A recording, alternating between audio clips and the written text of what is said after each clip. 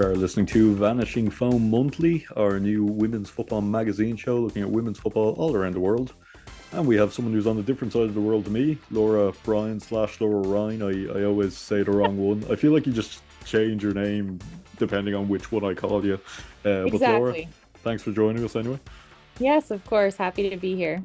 We are going to later talk to Helene Altgelt, I hope I pronounced her name right, about German football. No German sides making the knockout rounds of the Champions League for the first time. So first time in a long time anyway, but we're gonna hear from her a little bit later. First, we're gonna talk mainly about the internationals coming up. So there's a few Olympic qualifiers, and we're gonna start in your part of the world, Laura, because the CONCACAF Gold Cup is is taking place. Have we sorted out broadcasting in Canada? I know there was a whole conversation about that. Well, it's a bit of a challenge now because One Soccer had the rights, and then it came out that there were issues in terms of Canada Soccer Business and Media Pro and people suing each other. So then it became a question of who has the rights and will they still air? But as of right now, there's the youth tournament, the women's youth tournament that starts tomorrow, or that Canada starts tomorrow, and those matches will be on One Soccer. So I think the Gold Cup will still be on One Soccer, but I am not 100% sure. Okay, well, hopefully you find The some way of watching TBD it on anyway. that. Yeah, might be a shorter segment on this competition next month if we can't figure out how to watch it. But looking at the tournament, just to explain to anyone who mightn't be sure, so similar to similar to the Copa America in the men how it used to be in the men's game anyway. Three groups of four, three teams still to be determined. So there's the preliminary round is going to take place 3 days before the start of the tournament. So the groups we have are Group A, USA, Mexico, Argentina, and either the winner of Guyana against Dominican Republic, and then we have Brazil, Panama, Colombia, and the winner of Haiti, Puerto Rico. So that's you'd expect Haiti to win that one, possibly a group of death there. And then Group C, you have to be happy enough with Canada's draw: Costa Rica, Paraguay, and the winner of El Salvador or Guatemala. Probably the most comfortable draw you could have got. Yeah, I think, that was kind of the sentiment after the draw was it really was the best draw that Canada could have had, really, when you look at it, right? I mean, playing Panama is usually a disaster for Canada. Playing Mexico is never really an easy game. Canada, Argentina is always a tough game. I go back to the She Believes Cup, and the only reason we didn't draw them 0-0 was a late minute, 90-minute goal at the death. So I genuinely think this is the best draw that Canadian fans could have hoped for. So I am excited, and I think it'll be really interesting, obviously, to have the first iteration of this tournament and to have that intercontinental competition. I'm really excited just for the regions in general to be able to have this and go forward. So I can't believe it's only 2 weeks away now. It's crazy. Yeah, it's coming up, and it seems like the partnership in general between CONCACAF and CONMEBOL for both the women's and the men's is going to do wonders for both confederations. Canada kind of get to ease their way into the competition. They'll play whoever wins the preliminary round, Paraguay, then Costa Rica. So the more difficult game coming at the end, and then by the time the knockout round, you'd assume they top the group. By the time those knockout rounds come, it'll be they'll have a tougher game probably, but they'll have been able to play their way into the group a little bit more. Is it a complete open draw for the knockout rounds, or is are we doing the usual group winner plays third place team? You know what? I'm not 100% sure. Yeah, I'm not because 100% sure on I'm that. I'm looking at it here and there doesn't seem to be any indicate. I mean it. I I guess maybe it might be a draw, an open draw, because if if you're listening to this and you can let us know on the artist formerly known as Twitter or on Instagram. It's at Postable Sport. But yeah, there's no indication of who plays who in the next round, so it might just be maybe it's just it just is the way it is. I mentioned Group B, Group of Death. You'd really expect Haiti to qualify. Um, just I was looking at the qualifiers beforehand. They finished below Costa Rica in the group, but that was basically because they scored less goals against the group minnows, St. Kitts and Nevis, because they both beat each other by one goal, Costa Rica and Haiti. So I expect Haiti to be there. Might do them no harm to get to play a game an extra game coming into the tournament. I mean, obviously, if they get injuries, that'll be an issue. But I mean, I always look at major tournaments as the first game's always interesting. Teams trying to play their way in. Yeah. You know, if they haven't played a game in a while, it can be hard. So the fact that Haiti will have already played a game before they play Brazil, then Panama, then Colombia, that might just benefit them. You were saying that that World Cup it probably isn't a once off. They are a pretty decent team. Yeah, no, I think Haiti is a decent team. So I think it'll be a very interesting experience. I do think that they will advance to the main competition. And then I think that's a really interesting group. It's a very physical group. It's a very fast-paced group. So it'll be very interesting. I mean, Panama is a team that is content to just sit back and then, attack on the counter. And you have a lot of talent, obviously, in Brazil, a lot of talent in Colombia. Haiti has some good players. And so, it's going to be a very challenging group. I mean, regardless, I think whether it's Haiti or Puerto Rico, because if Puerto Rico somehow manages to beat Haiti, then they're in there for a reason. So I think it'll be that to me is the most interesting group. If I'm an objective observer, that to me is the group that I want to watch just to see where people are, especially because Brazil again has a new coach, or they got a new coach, I think late after the World Cup, because they had a new coach when they played Canada in October. So, Brazil has a new coach. You don't necessarily you don't know what they're going to do. So I think it'll just be exciting to watch. And then I think Group A will also be interesting to me just because the US situation with their coach right now, obviously Emma Hayes still at Chelsea. And so they have that interim coach leading up to the Olympics. So, also don't really know what they're going to do. Obviously, the USA has talent for days and they can pull off some miraculous, things when they need to, but it'll be very interesting to see what happens with that group as well. I mean, I would fully expect the US to make it out of the group and Brazil to make it out of the group and Canada to make it out of the group. But, I think the second place or maybe in the first place, but a lot, the other three slots are definitely up for grabs for sure. You failed to give me the soundbite for Group B, Group of Death. You failed to explicitly say it. Group B is the group of death. It's the group in which there is death. Yeah. But yeah, I mean, I was impressed with. I was a very I had a bit of a run in with Ireland in the pre build up to the World Cup, but I was very impressed with Colombia, and they were a bit unlucky to get eliminated in the quarterfinals. Yes, I would Um, agree. Brazil, it's an interesting one, Brazil and Colombia, because Colombia they narrowly lost out to Brazil in the Copa America the year before last. So that's kind of a rivalry there between the two. It's the two top South American teams really playing against each other, the two top CONMEBOL teams. So like it's a we call it a derby nearly, and that might be Colombia's final in CONCACAF, even if they don't go on to win the tournament. If they manage to beat Brazil and finish above them, that'll do wonders for them going into the next Copa America. But I'm looking at it here, and it is such a going to be such a tiring group. You mentioned it being a very physical group. It might mean whoever comes out of that isn't 100% for whoever they have to play. And looking at Group A, you'd expect USA to top the group. I have a stat about Argentina for you. Oh, do you? I have a stat about Argentina for looking forward to giving out this one. I've been waiting since the World Cup to say this one. Argentina have never scored in the first half of a Women's World Cup game. Interesting. That's a stat, I think. I'm pretty confident that that's true. I mean, I'm saying it in good faith, but Oh, that's funny. yeah, no, they do. They never scored in the first half of a World Cup game. So there you go. It's just an interesting day. A country with so much football and country culture.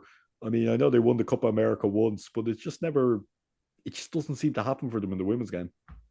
Well, I want to go back to something you said about the physicality, because these are two regions that are very much known for their physicality on and off the ball. And there are a lot of rivalries built up between a lot of these nations. So I think it will be very interesting. And it's something that I think will dictate the success of these teams is how will their managers utilize their substitutions, and will they actually rotate their bench? And I think that'll be key for every team. And I think that's actually where, if I can go to Canada, where it lends Canada maybe perhaps a bit of leeway. As you said, they build into the tournament. They kind of have the easiest team for, you would expect the easiest game first. And then as it moves forward, it gets harder. So you're hopefully able to get some points on the board early and be able to rotate and rest and go with that, because it will be scrappy. I mean, if anybody's ever watched, the CONCACAF qualifiers for the Olympics or World Cups in the past, it gets scrappy and it gets tough and there are injuries and it's not always the most pleasant to watch, right? Because you're always just worried somebody's going to get hurt. So it'll be very interesting to see how much that plays into everything. And then obviously too, in terms of, yellows and reds and everything like that, I wouldn't be surprised to see a number of those throughout this tournament. So Yeah, I'm look, excited. yeah, it's going to be a good tournament. I'm hoping there's a way of watching it from this side of the world, but there are a few games happening in this side of the world. We're going to go to the Olympics now. The UEFA Nations League, the not just the finals, the promotion relegation games are happening as well. For who gets promoted into League A and who gets promoted into League B, or promoted or stays in League A and B. That'll determine the Euro qualifiers. Very happy Ireland You got into. Europeans and your relegation, I We love our swear. relegation. Why don't you have relegation over there? Why wouldn't you have relegation? I mean, I think I like relegation, but it does make it a little bit more complicated Oh, when you definitely. don't. Yeah. I mean, I'm a big fan of promotion right now because Ireland topped their group and are into League A. But Yes, it, I saw it's that. very Well, possible they next crushed time their around group. it'll be. They didn't just top their group, We they we crushed the destroyed that group. group. Yeah. Yeah. Can you believe there was a pundit over here on radio on the biggest Irish sports radio show, who before the last game, second time we played Northern Ireland, um, he said this Irish team lacks hunger. I mean, we've just won 5 games in a row after qualifying for our first ever World Cup. How can you say we lack hunger? Like he was saying, we have nothing left to prove. Like, what are you talking about? I mean, but it's a few. Ireland aren't in the Nations League finals anyway. It's going to be Spain against Netherlands, France against Germany. Yeah. Going to have, as I said, we're going to have a chat about Germany later on. Spain, starting with Spain and Netherlands, I suppose. Netherlands quite impressive in the group stage. Spain obviously won the World Cup last year. We talked a lot in the last episode. There was a whole lot that went on off the pitch. Yeah. I mean, it's it's an it's kind of hard to not talk about everything that's gone on off the pitch and everything that's gone on with the Football Association. But in terms of on the pitch, this is a really good Spanish team. I mean, like we watch the Champions League. That's a really good Barcelona team. A lot of those players play for the Spanish team. They're a really good team, and on paper, they should be at the Olympics. Yeah. I give the edge to Spain in this matchup pretty easily. I would think Spain would win it, but I would not count out the Netherlands. So I think that'll be a very interesting matchup. Like I said, I fully expect Spain to win, but it'll be really interesting to see what the Netherlands do as well in terms of Jill Roord just injured her ACL and now she is out and she's a key piece in that midfield for them. So, I think that might play a part of it too, right? Is who's injured at the time, how healthy is the squad and what 11 can you field? So I think again, Spain has the edge, but how much hunger, if that doesn't trigger you, how much hunger, does the Netherlands have, and do they think they can beat the World Cup champions? Mm.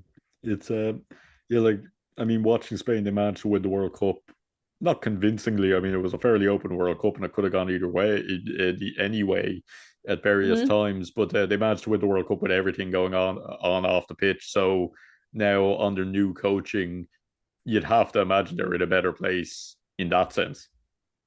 Yeah, you'd think, absolutely. So I mean, I'm excited to watch it for sure. I think it'll be a very interesting game. And I mean, with an Olympic spot on the line, I think, teams step it up, right? And I'm curious to see what happens. I don't really think there's a prediction there that I could make. Hmm. I was thinking about it, like, can I predict a score line? I don't know. I'm thinking it'll probably be something like a 2-1 or maybe a 3-1 if something happens, but I don't know. Putting the word two in the middle of the score is the North American equivalent of relegation. We don't do that over here. It's 2-1. It's not 2-2-1. It's not. It's Oh. it's two hyphen one. But France, Germany is the other one. We're gonna have our German pundit on shortly. But France for me, I mean they'll probably be disappointed the way their World Cup ended. I mean it was a chance for them. Again, there always seems to be a bit of off-field drama around France. They're just it seems to inevitably follow them. Germany, I think you'd call it a transitional phase for them. I mean since getting to the final of the Euros, it just hasn't really worked out for them. But No. I'd expect France to win here, but the good thing for France from their point of view is if they do, they are already qualified. Yeah. So I mean, So if it's they pride and practice for them, oh right? yeah, yeah.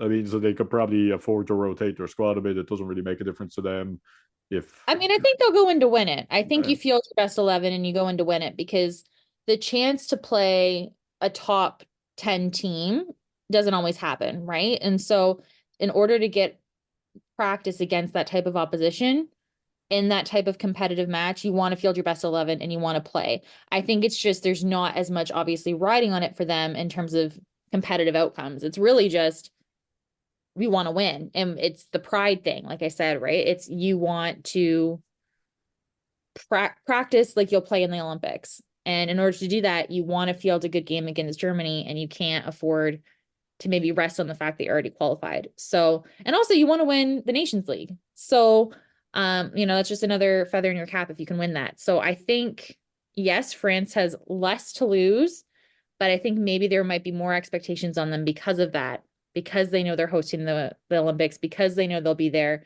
and because they know, when you look at last times they were in the Olympics, they got ousted by Canada twice, right? In 2012 and in 2016. So, they haven't really done as well maybe as they would have liked at the Olympics in previous years. And they probably see this as a good setup match to get them going on what they hope will be a good run in the summer. and it is of course a home Olympics as well, so that's a lot of pressure. Yeah. So if France do, it's the two finalists on paper qualify for the Olympics, but if France get to the final, it'll be winner of the third place playoff. So even if Germany do lose, they will get There's a another shot. shot, and Netherlands could too have another shot if they lose to Spain. Looking elsewhere, then there's also the qualifiers in the other confederations throughout Asia, throughout Africa, and throughout Oceania. Oceania, I mean, it should really be pretty much a procession for New Zealand. I mean, it would be a disaster if they didn't manage to qualify. If New Zealand doesn't manage to qualify, I'm gonna be asking some people some serious questions. I don't know. I mean, if they can't come out of that with some solid wins, I'm going to be pretty worried about the state of New Zealand football. I mean, don't get me wrong, I'd be happy to see teams that don't have as much exposure or as many resources do well, but there is no reason why New Zealand should not beat those teams. It would go from winning your first ever World Cup game to losing to Tonga, Samoa, and Vanuatu. Yeah. It's teams you traditionally associate with rugby union rather than football. So Group A is Papua New Guinea, Solomon Islands, Fiji, American Samoa, and Group B is New Zealand, Tonga, Samoa, Vanuatu. The tournament is taking place in Samoa. So top two in the group go through. Winner of A plays runner up of B. Winner of B plays runner up of A, and yeah, the two meet in the final. Yeah, really, it should be irrelevant to New. I mean, they'll probably play Papua New Guinea in the final, but I mean, they should be able to get through that one. It would be a great story if Papua New Guinea made the Olympics. I mean, I'm saying them because It'd be great. they're the next I mean, highest ranked team. I'm all for that kind of upset, right? I think it's fantastic for the sport. Really, I do. Because I think critics of the women's game tend to say, well, oh, the expected people always win, right? Hmm. It's always your US's or your England's or your France's or your Germany's. And it's nice when other teams are able to punch above their weight. And I think it just does so much for the exposure of the game. So, yeah, I mean, do I think New Zealand is going to make it? Yes. Would I be very excited to see somebody else make it? Yes. Yeah, it would be a great story. Probably similar situation in Asia where we could probably pretty much pick the winners in advance. Uzbekistan play Australia, North Korea play Japan. I mean, Australia, Japan both look good at the World Cup. You'd expect them to be able to get through here, particularly Australia over Uzbekistan. I mean, Uzbekistan weren't even one of the group winners. But yeah, the winner of those two ties will come through.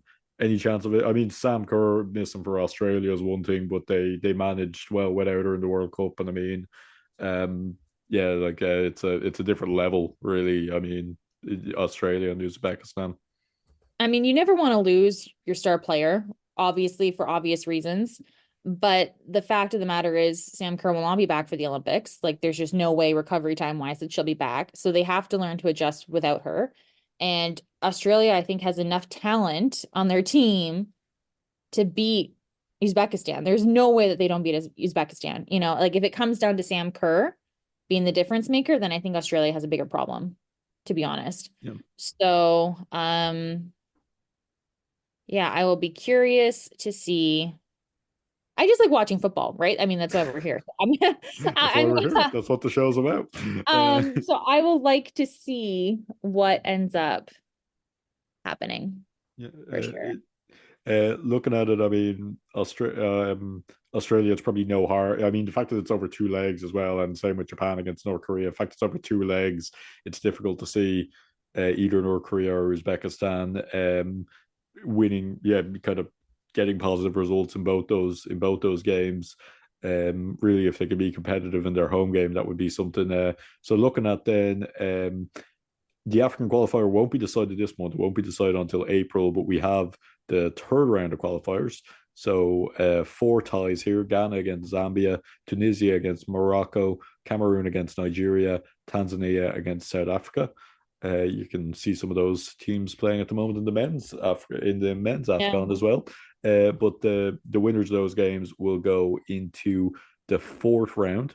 So we'll go into the fourth round where two teams will progress. So I'm just looking at it here, and I'm not sure if the winner if the Well, it's the draw has been winners made. of the fourth round ties qualify. The two winners qualify. I'm not sure if the draw has been made for the fourth round, like if it's necessarily been determined who plays who. But yeah, the two winners in the fourth round qualify. So this this probably won't get as much attention because it's not the final round yet. But hopefully by the time April rolls around, people are paying attention to it. I mean, I mean, looking at it from my point of view of not knowing a whole lot about the football layout in Africa, I'd expect Zambia, Morocco, Nigeria, South Africa, certainly Nigeria anyway. Morocco had a very good World Cup, so I mean that would be what I think from my uneducated point of view.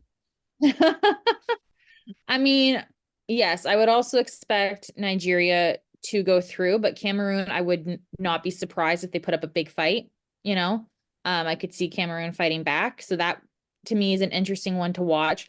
I agree. I think Morocco, again, coming off of their World Cup appearance, I think they're in a good spot to compete and to win that match in the third round. Hmm. Ghana and Zambia, I'm not quite sure. To be honest, I would think like it's close then like I think it's relatively close to be honest with you. Especially in the rankings, I think they're both like they're 60 and 70 or something. Like they're relatively even and I haven't watched enough of either the team to say which one would win. So to me that one's a toss up for sure.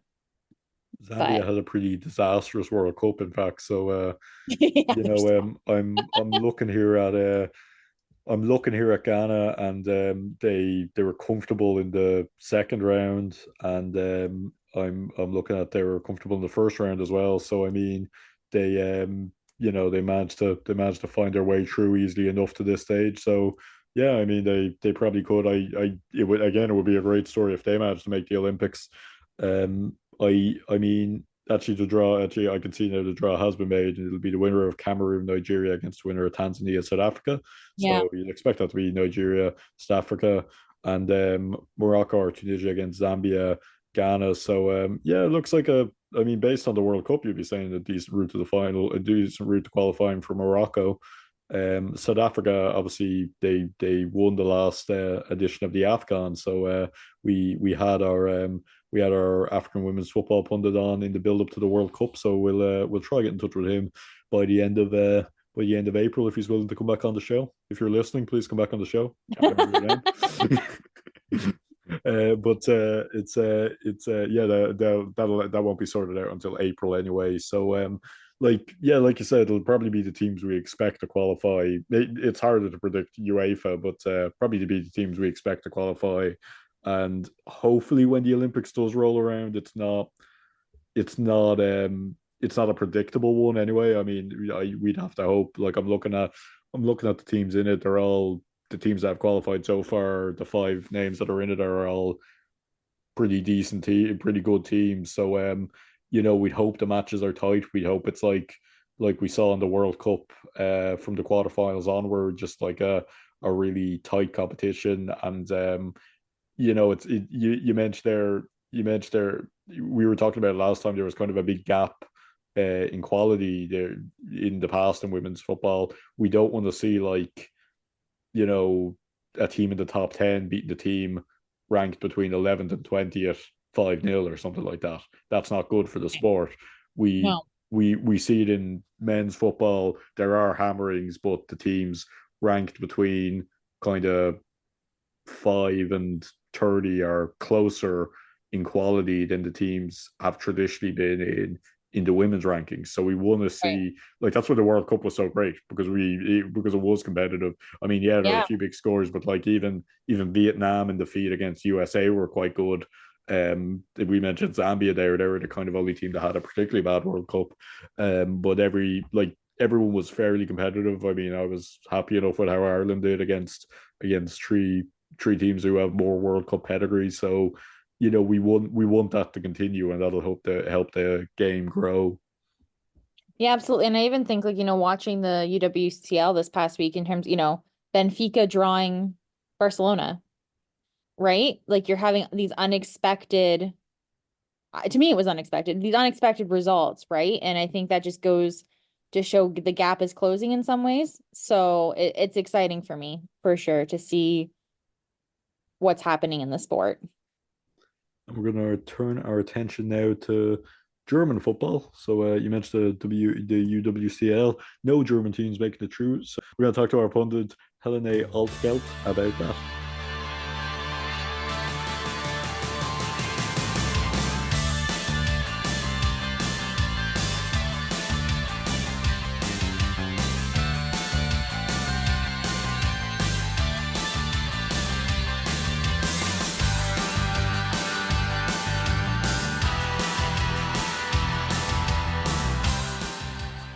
And we now turn our attention to Germany.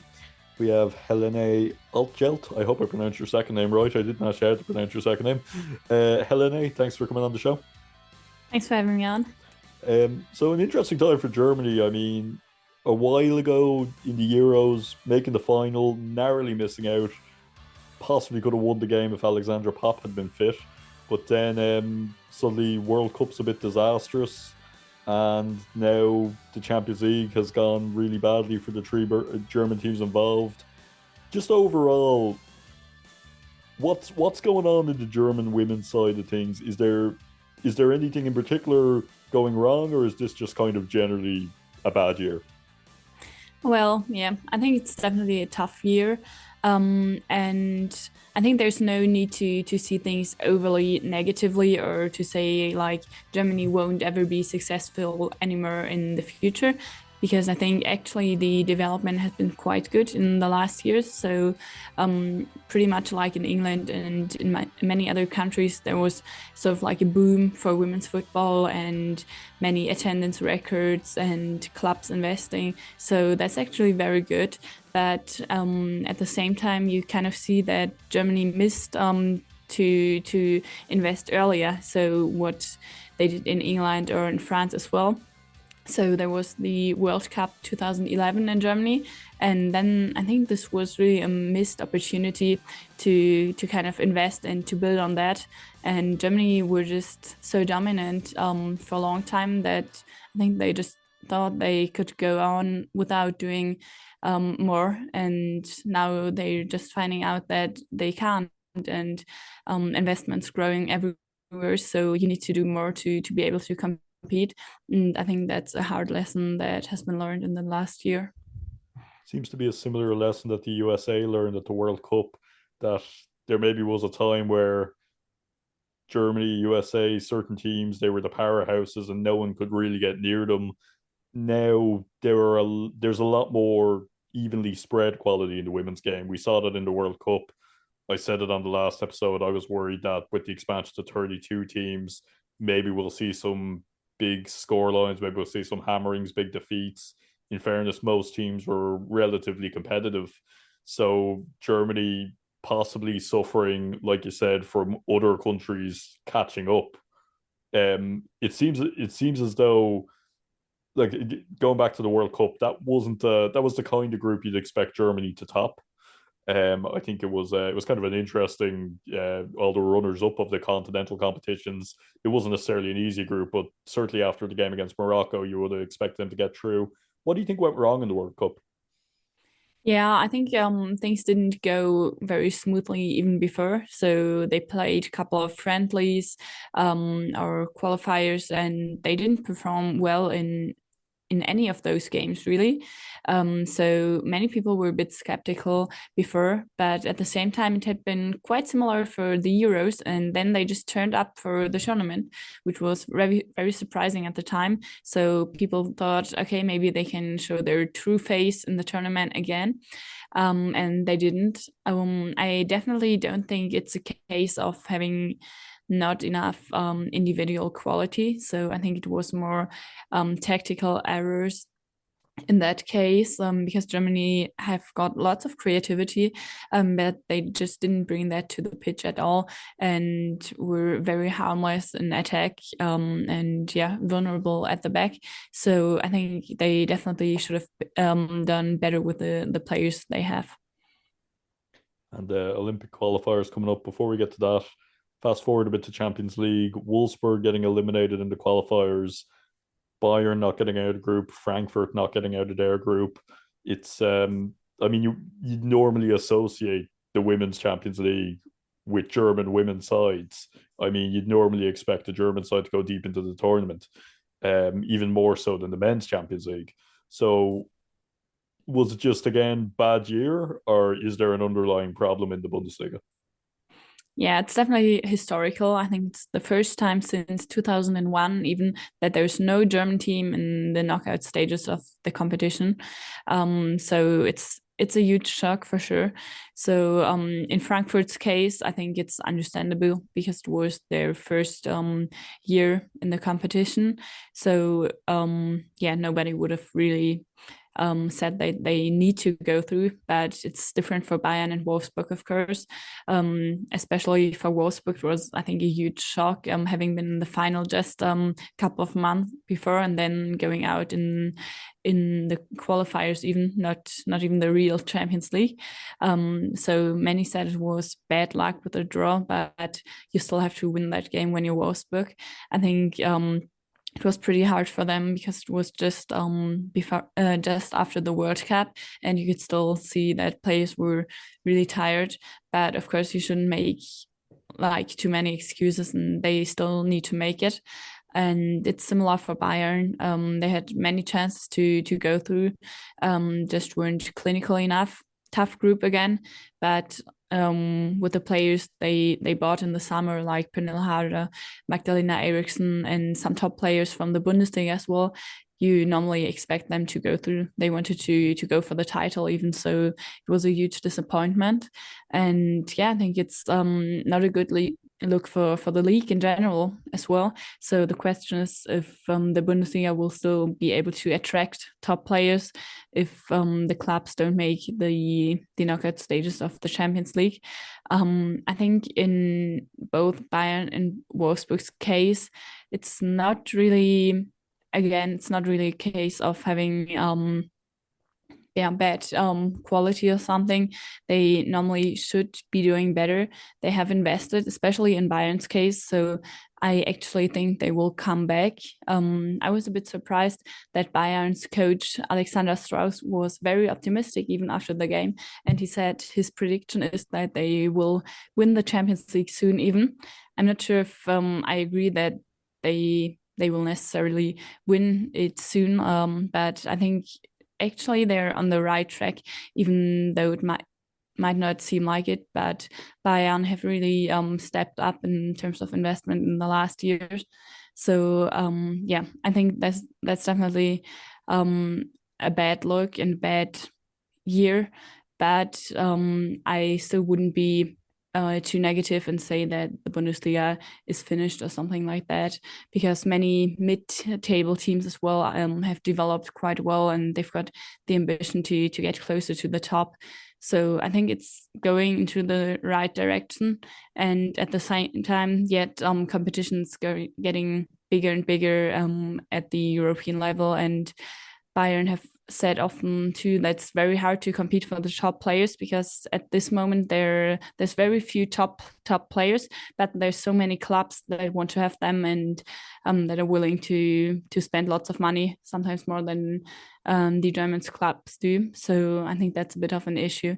Wolfsburg have done very well for a long time, but they don't have the means necessarily to compete anymore, and so they said that they have to change their strategy a bit, not to go after the top players anymore, but maybe rely more on younger talents, and that means that they probably won't be in the race for the Champions League title anymore. So that's a new reality for them. You mentioned there, you mentioned there. I think all football fans can be a bit guilty of knee-jerk reactions and thinking, right, this team's finished if they have a few bad games. But you mentioned there the mid-table teams in the Bundesliga are improving. Frankfurt obviously getting into their first Champions League as well. So maybe this has a good effect on German football domestically for the rest of the season. As in, we're probably going to have a very competitive title race and race for that third Champions League spot. Yeah, in the last years, we've had like a top four, kind of, with Bayern and Wolfsburg at the top, and then Frankfurt and Hoffenheim following. And I think it's going to be similar. There's a couple of teams that want to get higher, but they're not quite there yet. So I think that's probably going to be similar to last season. And I assume that Bayern, Wolfsburg, and Frankfurt will qualify for Champions League again. But we'll see. And yeah, it's getting a lot closer with the mid-table teams and also those at the end of the table. Like, for example, we saw Nuremberg holding Bayern to a draw, and that was a huge surprise because they just get promoted. And yeah, with results like that, you can see that the quality overall is increasing, and I think that's exactly what the league needs. One thing we were talking about before we started recording, there's a bit of a debate about expanding the Bundesliga. Some people are for it, some people are against it. We have the same debate here in Ireland about adding a second tier. We've seen it in the WSL over in England. I think in America, in the USA, they're talking about the same thing. It seems like women's football is growing. The thing about expanding the league, I suppose, you need to make sure there's still a depth of quality. So it's not a case of you're expanding the league, but the bottom kind of half of the table are getting hammered each week. They're getting well beaten, and the games aren't even competitive anymore. But at the same time, it gives more teams an opportunity, and it probably helps financially as well. So, what do you think? Would you like to see the Bundesliga expand soon? Do you think it could happen soon? I think it's an idea for the future for sure, but I don't think we're quite there yet, because there's still a considerable gap between the first and the second league, and you see that because the teams that got promoted are historically still struggling a lot in the Bundesliga. So it's not easy for them. And I think the first thing to do is to look at the second league and to improve the conditions there, because infrastructure isn't really good there, and it's not professional at all. The pitches aren't great. So I think a first step would be to look there and to ensure that this league is getting stronger, so then you've got better competition as well in the Bundesliga. And then secondly, I think we've got lots of teams coming up now. So for example, Borussia Dortmund are investing, and they've got a women's team that's still quite new, and they're working their way up to the top, but they're still in the lower tiers. So I think it's probably best to focus on improving the playing conditions right now, both in the Bundesliga and the second Bundesliga. Make sure that the teams at the lower end of the table still got professional conditions, still can compete with the top. And then when in like 4 or 5 years, maybe Dortmund, Schalke, they will come up, then I think we can think again about expanding the league. But I'd say it's probably still a bit soon right now. Yeah, it seems like it's a process. It's something to do sustainably in the long term. I mean, as I mentioned, there's talk about adding a second tier in Ireland. At the moment, the league is very much split into kind of a top three or four, a mid-table, and then teams that are way off at the bottom. So the fear would be the same teams go up and down each season, and it doesn't really help anyone develop. So it's great saying, yeah, expand the Bundesliga to however many teams, if it's going to be 18 like the men's league, but it has to be something that's done sustainably. I mean, it has to be something done that makes sure the teams that go up have a chance of competing, that the teams that get relegated aren't going to disappear and go into oblivion. You don't want teams joining the league and then suddenly falling out. It's good to hear you mentioned there teams like Dortmund investing in their women's sides, because it seems like it should nearly be a football association policy that men's side, you can't guarantee that both the men's and the women's sections are going to be as successful, but it seems like they should at least be both invested in. Yeah, definitely. I think it's a good sign, and there's been so many players who want to play for Dortmund. And I think it's been very, very good to see. Yeah, but expanding the league to 18 teams would definitely be too much. So I think it would probably be 14 first and then maybe 16, because when you've got that many teams, there's just a bigger midfield as well. And there's so many teams that actually don't play for anything. So you already see that right now, like teams which are in place 6 or 7 at the table, they won't get relegated, but they don't have any chance of reaching the international spots as well. So it can get a bit boring. Yeah. So it depends. The race for Europe will be interesting, particularly with a new European competition coming in. Not fully sure how the second tier is going to work. It looks like it's a straight knockout tournament. It's something I've been calling for a while. I think it's a good idea to give more teams European exposure. Probably benefit. Probably not so much a benefit to the likes of Germany, England, Spain as it is to maybe lower ranked countries. But it seems like it'll help European football grow, having a women's equivalent of a Europa League. Yeah, I'm quite positive about that as well. I think we've all seen that Champions League needed kind of reform, because the qualifying system doesn't really work right now, and so many bigger clubs are getting knocked out. Of course, it's based on merit, but I think it's still best for everyone if they're at least represented in this sort of Europa League.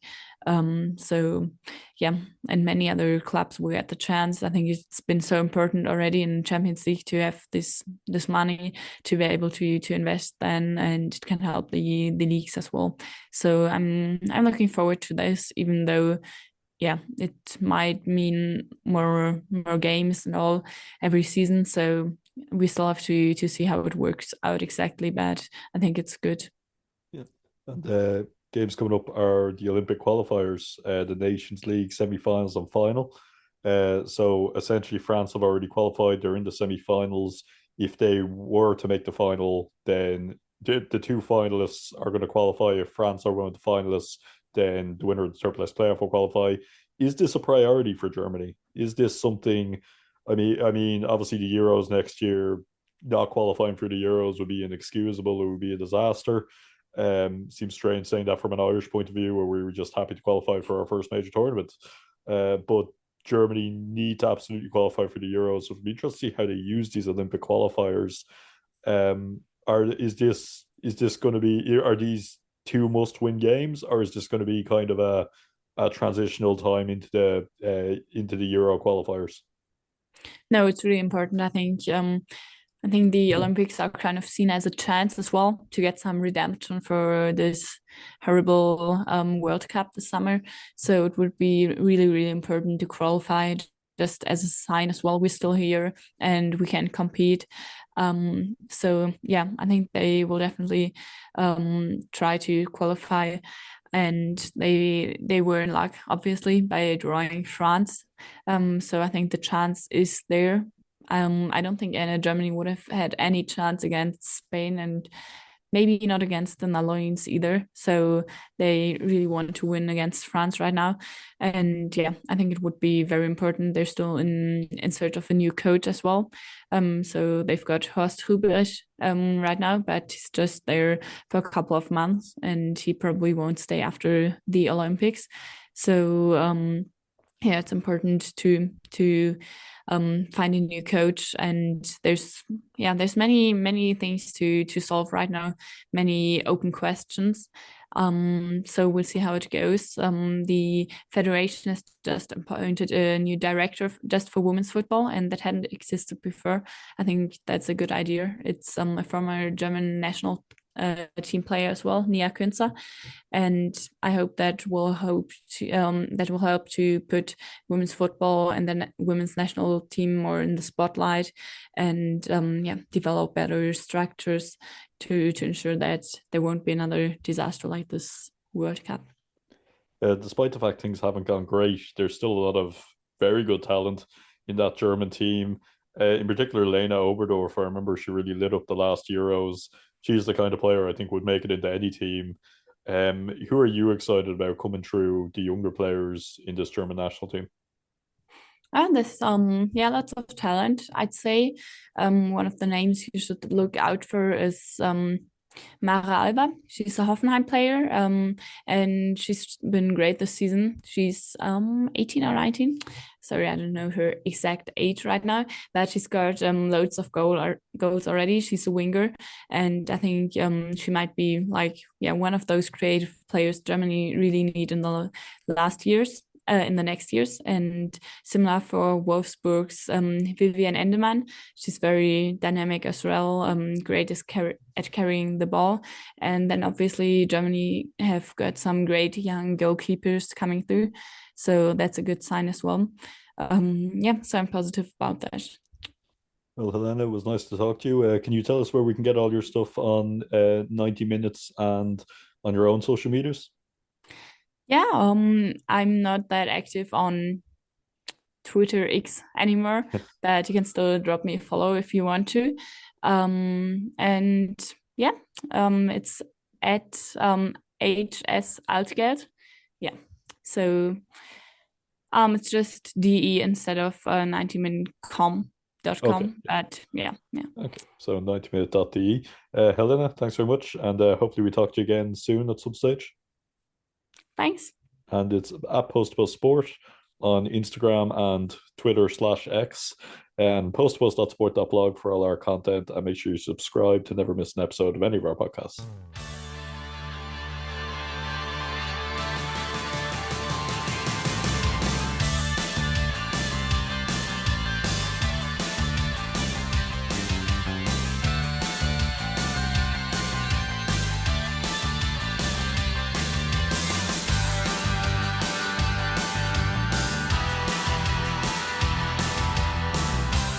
You are listening to Vanishing Foam Monthly, our monthly women's football magazine show.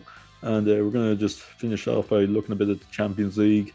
For me, there's no way Barcelona don't win the Champions League. Maybe that's my kind of bleak outlook. But the fact that they managed to come back against Wolfsburg in the final last year, it was just they're just a very classy team. But it will be competitive. We're looking at, one thing I could say about this Champions League compared to past Champions Leagues, it was much more of a competitive group stage. Yeah. You look at Bayern getting knocked out. You mentioned there earlier Benfica drawing with Barcelona. Lyon didn't have everything easy.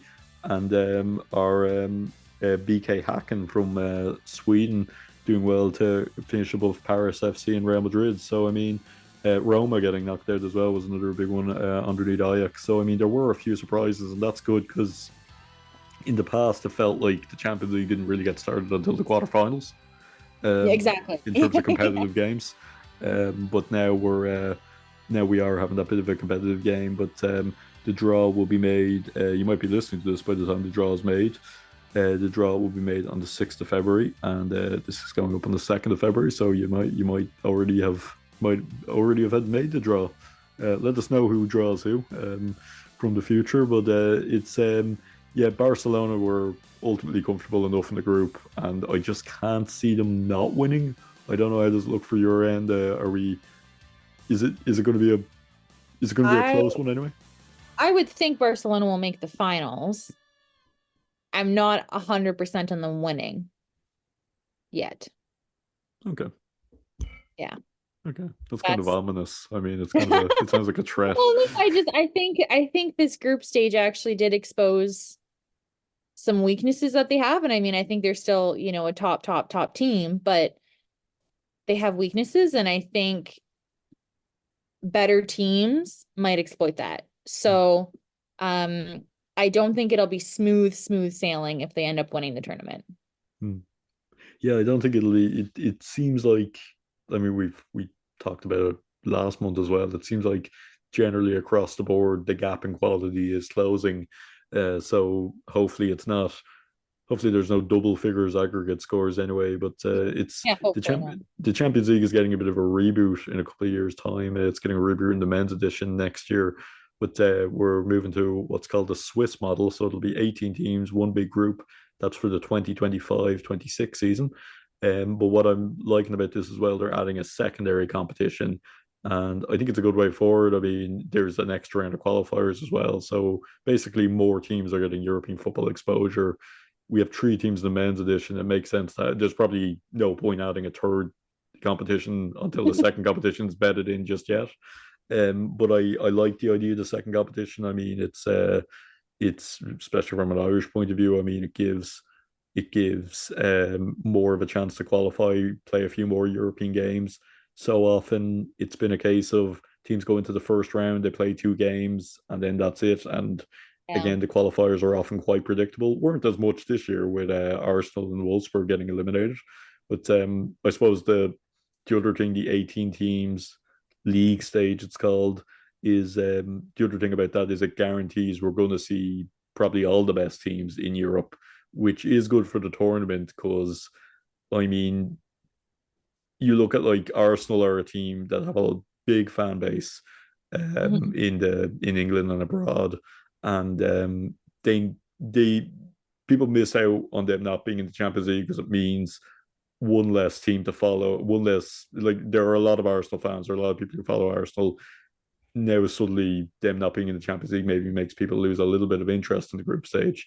So it is important we have the big names as well as, I feel like this is a good balance between the big names but also giving smaller countries, smaller teams a chance to qualify as well. Yeah, and I mean, it's funny because for me, I mean, I watch it because I like it, but in terms of following it and tracking it, you know, we track the Canadian players, and so we have Canadian players at big clubs like, you know, like Lyon, Chelsea, but we also have players at small clubs like BK Häcken and Benfica. Not that I'm calling Benfica a small club, but in terms of the women's game, you know, not as this is the first time they're making it out of the group stage of the UWCL. So that's fantastic for them. But so we have these players at different levels, and I think it's fascinating to see, you know, these big giants kind of being, you know, held back a little bit by teams that are just up and coming and getting the European experience. Like when Chelsea drew BK Häcken in, was it November or December? And, you know, held Chelsea scoreless. That to me was a huge win for the Swedish side because they were able to show that they could fight on the same side, right? So yeah, I'm just very excited for where this tournament's going to go. Yeah, hopefully it's another good addition to the draw coming up there. Let us know your path to the final once the draw is made. If you're listening, it's at Post Sport on Twitter X and on Instagram. X, Twitter, which are we going? I think it's I still just say Twitter. Twitter. I refuse to I say mean, X. I don't know. X is a pretty cool letter, in fairness. I mean, I can't think of a cooler letter than X. Z is pretty cool. Okay. Z's a good one, in fairness. Yeah, any of them, any of the kind of later letters in the alphabet.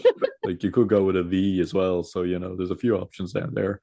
Um, but the alphabet gets a bit edgier the more you go on. But just finally a little bit of talk about two transfers from Chelsea.